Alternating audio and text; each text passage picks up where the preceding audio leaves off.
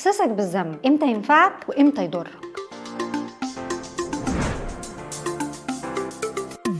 لو بتغلط في حق حد او حتى في حق نفسك وبعدين بتزعل كده وتعتذر وتصلح اللي انت عملته، احب اقولك ان دي اكتر حاجة صح بتعملها في علاقتك بنفسك او للناس. بس اوقات الصح ده بيتقلب لغلط كبير جدا في حق نفسك وما بتقدرش تسيطر عليه. لما احساسك بالذنب بيبقى عادة مستمرة عندك وما بتخلص، بيتحول الاحساس ده مع الوقت لعقدة اسمها عقدة الذنب، ويا مكتر اللي يحب يستغلها حوالينا وانت بقى للاسف بتجاريهم، وبتلاقي نفسك لابس في كل الحاجات الوحشة اللي بتحصل حواليك سواء انت السبب فيها او لا، وهتكون دايما قلقان في كل كلمة او تصرف، وتفضل ساعات على السرير بسبب الارق طبعا، وانك مش قادر تبطل تفكير، وخد عندك بقى مشاكل المعدة والقولون وغيره كتير. وبقى قابلني بقى لو عرفت تبص لمستقبلك ساعتها، لانك طول الوقت عايش في غلطات امبارح فبتضيع النهاردة وما عندكش وقت تفكر في بكرة. فركز بقى ما بين الحاجات اللي انت لازم تعتذر عنها بجد وما بين الحاجات التانية اللي انت مش السبب فيها اصلا،